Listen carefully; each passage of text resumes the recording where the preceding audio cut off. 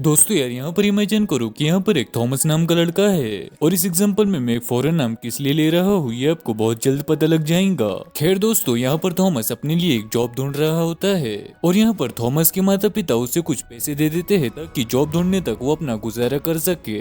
और यहाँ पर लगभग 10 लाख रुपए थॉमस को अपने पेरेंट्स से मिल जाते हैं और यहाँ पर थॉमस अपने इन 10 लाख रुपए को अपने सेविंग अकाउंट में डाल देता है। खैर दोस्तों यहाँ पर थॉमस को जल्दी ही जॉब मिल जाती है और उसको अपने उन सेव किए गए पैसों को निकालने की भी कोई जरूरत नहीं पड़ती। और फिर अचानक से एक दिन थॉमस को पता चलता है कि उसे एक बीमारी है और जिसकी ऑपरेशन करने के लिए उसको बहुत सारे पैसों की जरूरत है और जिसकी की ऑपरेशन में टोटल खर्च उसका 20 लाख रुपया आ जाएगा। और यहाँ पर थॉमस को स्टार्टिंग में बहुत ही ज्यादा टेंशन हो जाती है कि वो इस ऑपरेशन के लिए 20 लाख रुपये कहाँ से लाएगा। और फिर यहाँ पर उसे ये याद आ जाता है कि 10 साल पहले उसके माता पिता ने उसको कुछ काम के लिए 10 लाख रुपए दिए थे और जो कि उसने अपने सेविंग अकाउंट में रख दिया था।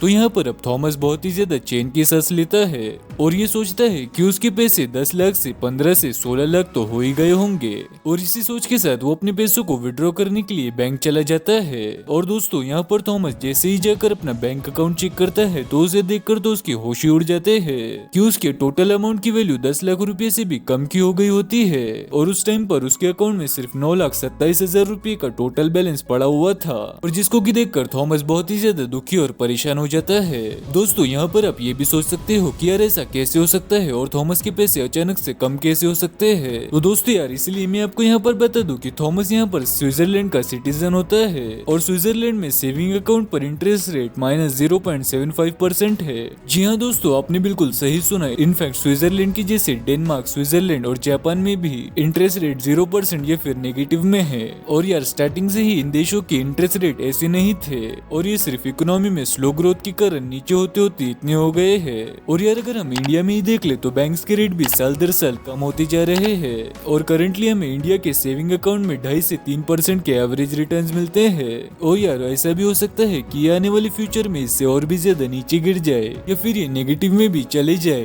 तो यार इससे पहले कि ऐसा कुछ हो जाए हमें हमारे पैसों के लिए कुछ अच्छा ऑप्शन ढूंढना ही होगा। तो यार दोस्तों ऐसे टाइम में हमें भी अपने लिए कुछ ऐसी अच्छी जगह ढूंढनी होगी जहाँ पर कि हम हमारे पैसों को सेव कर सके और वो टाइम के साथ साथ ग्रो हो सके। और अगर हम कोई और जगहों की बात करें जहाँ पर कि एक आम आदमी अपने पैसों को इन्वेस्ट करता है तो वो हो जाती है फिक्स डिपॉजिट या फिर गोल्ड। लेकिन यार दोस्तों आप ये भी देख सकते हो कि एफडी के रिटर्न्स भी बहुत ज्यादा कम होते हैं और ये इन्फ्लेशन को भी बीट नहीं कर पाते हैं। और वहीं पर गोल्ड का भी यही हाल है। ऑलमोस्ट इन्फ्लेशन के बराबर के रिटर्न गोल्ड भी हमें प्रोवाइड करता है। तो इसके साथ ही साथ हमारे पैसे जैसे थे वैसे ही रह जाएंगे। तो ऐसे में एक आम आदमी जिसके पास की न तो स्टॉक्स को एनालाइज करने का टाइम होता है और न ही वो ज्यादा रिस्क ले सकता है, तो वहीं पर एक आम आदमी के दिमाग में अगला ऑप्शन यही आता है म्यूचुअल फंड्स। और दोस्तों यार हम ये भी देख सकते हैं कि म्यूचुअल फंड्स को काफी ज्यादा मार्केट किया जा रहा है। और जैसे कि म्यूचुअल फंड्स में आपको बहुत सारे रिटर्न्स तो मिल सकते हैं लेकिन यार इसमें इन्वेस्ट करने के बहुत सारे ड्रॉबैक्स भी है। और जैसे कि म्यूचुअल फंड्स में फंड मैनेजिंग फीस ली जाती है जो कि आपको ही पे करना होता है। एक्टिवली मैनेज फंड में आपको बहुत सारा टैक्स भी पे करना होता है। जैसे कि यहाँ पर फंड मैनेजर्स आपके फंड को एक्टिवली मैनेज करते हैं और जैसे कि वो इसके लिए इसे बार बार बाय और सेल करते रहते हैं। और इसीलिए सबसे बड़ा नुकसान जो मुझे लगता है म्यूचुअल फंड्स का वो ये है कि किसी भी फंड के लिए अच्छे टाइम तक सर्वाइव कर पाना मुमकिन नहीं होता। और एक टाइम में कुछ फंड्स अच्छा परफॉर्म कर रहे होते हैं तो कोई बुरा। और यार अगर हमारा फंड्स अच्छा परफॉर्म नहीं कर रहा होगा तो हम दूसरे फंड में स्विच करने की कोशिश करते हैं और इसीलिए हम बार बार बाय सेल करते रहेंगे जिसके कारण कि हमें कई सारा कैपिटल गेन टैक्स भी देना पड़ेगा और एक एग्जिट फीस भी इसमें होती है जो कि हमको पे करनी पड़ेगी और जिसके कारण कि यार हम इसमें कंपाउंडिंग का भी बेनिफिट नहीं ले पाएंगे। इसीलिए बड़े बड़े इन्वेस्टर जैसे कि वॉरेन बफेट भी म्यूचुअल फंड्स को क्रिटिसाइज करते हैं। और अगर हम वॉरेन बफेट की माने तो वो हमें ये कहते हैं कि म्यूचुअल फंड से बेहतर इंडेक्स फंड है और इसमें आपको अच्छा प्रॉफिट हो सकता है। और यार अगर देखा जाए तो आज भी बहुत सारे लोगों को इंडेक्स फंड के बारे में पता ही नहीं होता।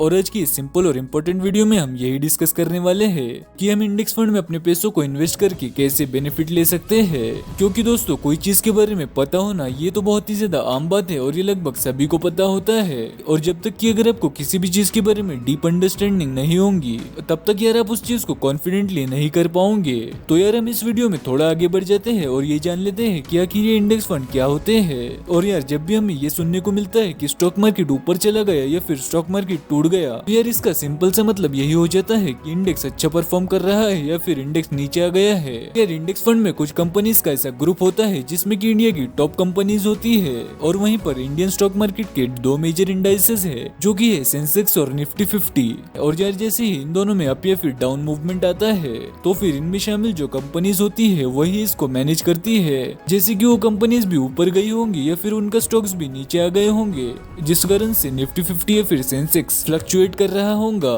फॉर एग्जांपल दोस्तों, अगर हम देखें कि निफ्टी 1% अप है तो इसका मतलब ये है कि निफ्टी में जो टोटल 50 कंपनीज है उसमें से मेजोरिटी ऑफ द कंपनीज अच्छा परफॉर्म कर रही है, यानी कि वो भी अप है, और वाइस वर्सा। और ये एक ओवरऑल मार्केट सेंटीमेंट को भी दर्शा देता है। और यहाँ पर आप देख ही सकते हैं कि निफ्टी 50 की टोटल लिस्ट यहाँ पर मैंने आपको दिखा दी है। अब दोस्तों यार आपको इंडेक्स तो मालूम पड़ गया, अब हम इंडेक्स फंड देख लेते हैं कि इंडेक्स फंड किसे कहा जाता है। और ये इंडेक्स फंड ऐसे फंड्स होते हैं जिसकी मदद से आप निफ्टी की टॉप 50 कंपनीज में या फिर सेंसेक्स की 30 कंपनीज में इन्वेस्ट कर सकते हो। और यार ऐसा भी नहीं है कि अगर ये कंपनी एक बार इंडेक्स फंड में आ गई है तो ये फिर जैसा चाहे वैसा मार्केट में परफॉर्म कर सकती है, इनको कोई यहाँ से चेंज नहीं कर सकता। और दोस्तों जैसे ही यहाँ पर ये कंपनीज खराब परफॉर्म करती है तो इनको अच्छी कंपनीज के साथ ये इंडेक्स फंड में रिप्लेस कर दिया जाता है, जिसका मतलब ये है कि आपका परमानेंट कैपिटल लॉस का खतरा परमानेंटली जीरो हो गया है। तो वहीं पर इंडेक्स फंड में अपने पैसों को इन्वेस्ट करना, इसका मतलब सीधा सा यही हो जाता है कि हम अपने देश की इकोनॉमी में हमारे पैसों को इन्वेस्ट कर रहे हैं।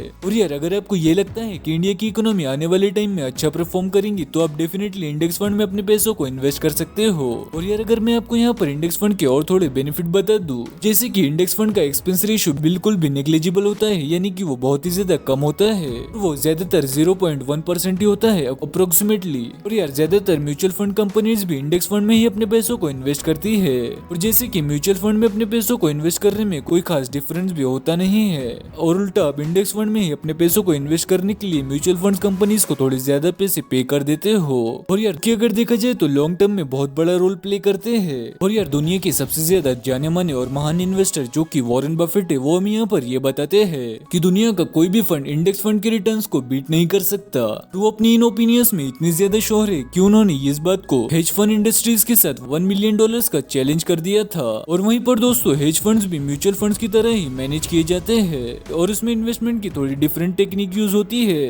और यहाँ पर वॉरेन बफेट का ये चैलेंज था कि अगर आने वाले 10 साल में कोई भी फंड S&P 500 के इंडेक्स के रिटर्न को बीट करेगा तो वो उसे वहीं पर $1 मिलियन देंगे, और अगर वहीं पर ऐसा नहीं हुआ तो हेज फंड इंडस्ट्रीज उनको $1 मिलियन पे करेंगी। एंड दोस्तों गेस व्हाट, 10 सालों में से कोई भी फंड नहीं निकला जो कि इंडेक्स के रिटर्न्स को बीट कर पा रहा था। और दोस्तों वहीं पर वॉरेन बफेट शर्त को जीत जाते हैं। और वहीं पर दोस्तों इनफैक्ट वॉरेन बफेट अपनी वाइफ को अपनी खुद की कंपनी बर्कशायर हैथवे में इन्वेस्ट करने की बजाय S&P 500 इंडेक्स फंड में अपने पैसों को इन्वेस्ट करने की एडवाइस देते हैं। दोस्तों यार अगर आप बर्कशायर हैथवे के बारे में नहीं जानते तो मैं यहाँ पर इसे भी आपको बता देता हूँ। बर्कशायर हैथवे खुद भी एक होल्डिंग कंपनी है, यानी कि एक ऐसी कंपनी है जो कि दूसरी कंपनीज में अपने पैसों को इन्वेस्ट करती है।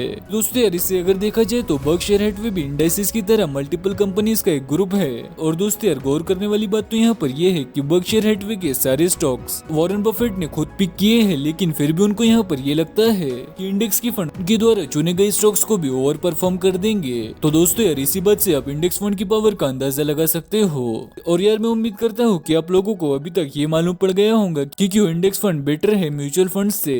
और यार दोस्तों अब बात आ जाती है कि इंडेक्स फंड में आखिर अपने पैसों को इन्वेस्ट कब किया जाए। और जैसे कि इसमें भी दो ऑप्शन आ जाते हैं कि हमें अपने पैसों को SIP के थ्रू इन्वेस्ट करना चाहिए या फिर लमसम के थ्रू। और दोस्तों यार अगर आप SIP के थ्रू अपने पैसों को इसमें इन्वेस्ट करने का सोच रहे हो तो यार इसके लिए बहुत ही ज्यादा अच्छा वक्त है अभी का, क्योंकि SIP में आप छोटा छोटा अमाउंट को हर महीने इन्वेस्ट करोगे और आप हर टाइम पर मार्केट में इन्वेस्ट करते रहोगे, जबकि मार्केट डाउन होगा तब भी और जब मार्केट अप होगा तब भी, जिससे कि आपके रिटर्न्स में कोई ज्यादा खास फर्क भी नहीं पड़ेगा। और आपको जो एवरेज रिटर्न्स इंडेक्स फंड देगा वो उसका बेनिफिट आपको मिल ही जाएगा, क्योंकि आपने किसी भी तरह की मार्केट सिचुएशन में अपने पैसों को इसमें इन्वेस्ट किया होगा, जिससे कि आपकी इन्वेस्टमेंट एवरेज हो जाएंगी। और दोस्तों यार, अगर आप ये सोच रहे हो कि लमसम के थ्रू अपने पैसों को इन्वेस्ट करने का, तो उसमें टाइम बहुत ही ज्यादा मैटर करता है। क्योंकि अगर आप मार्केट में चढ़ाव के टाइम पर अपने पैसों को इन्वेस्ट कर देते हो और अगर मार्केट में करेक्शन आ जाती है या फिर मार्केट डाउन आ जाता है, तो पहले तो मार्केट को रिकवर होकर उस प्राइस तक पहुंचना पड़ेगा जिस प्राइस में कि आपने उसको खरीदा है। फिर उसके बाद वो आपको पॉजिटिव रिटर्न्स देना शुरू करेगा और इसमें काफी ज्यादा लंबा समय भी लग सकता है। दोस्तों यहाँ पर एग्जाम्पल के लिए आप यहाँ पर इस ग्राफ को भी देख सकते हो। और अगर किसी ने लमसम अमाउंट को इस टाइम पर इन्वेस्ट कर दिया होता जिस टाइम की मार्केट बहुत ही ज्यादा टॉप में दिखाई दे रहा है, तो यार आप यहाँ पर ये देख ही सकते हो कि इसके बाद में मार्केट में काफी ज्यादा लंबी गिरावट आई है। तो यहाँ पर जिसने इस टाइम पर इन्वेस्ट किया होगा तो उसको बहुत ही ज्यादा टाइम लग गया होगा अपने पैसों को रिकवर करने के लिए और उसका पोर्टफोलियो काफी ज्यादा समय तक नेगेटिव में ही होगा। और किसी बिगिनर के लिए अपने पोर्टफोलियो को बहुत ज्यादा टाइम तक नेगेटिव में देखना उनके लिए बहुत ही ज्यादा मुश्किल हो जाता है और ऐसे भी हो सकता है कि वो अपनी पोजीशन को स्क्वायर ऑफ कर दे।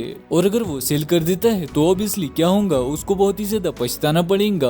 और दोस्तों यार, अगर आप भी चाहते हो कि आपको पछताना ना पड़े, तो यार इसके लिए आपको मार्केट की रिसर्च करनी होगी और अपना खुद का एनालिसिस करना होगा, जिससे कि आप बेस्ट कंपनीज को बेस्ट टाइम में फाइंड आउट कर सकते हो। और यार जिसके लिए कि आप अलग अलग वेबसाइट ब्लॉग्स का भी सहारा ले सकते हो या फिर आप वीडियोस भी देख सकते हो। और दोस्तों यार, इसी तरह की जानकारी के लिए आप हमारे चैनल को भी सब्सक्राइब कर सकते हो। उम्मीद करता हूँ कि इस वीडियो से आपको कुछ ना कुछ वैल्यूएबल इन्फॉर्मेशन भी जरूर से मिली होगी। और यार अगर आपको ये वीडियो पसंद आया होगा तो वीडियो को लाइक और चैनल को सब्सक्राइब भी जरूर से कर दे। और ये वीडियो आपको कैसा लगा आप हमें कमेंट करके जरूर से बताएं और इस वीडियो को आपके दोस्तों के साथ भी जरूर से शेयर करें।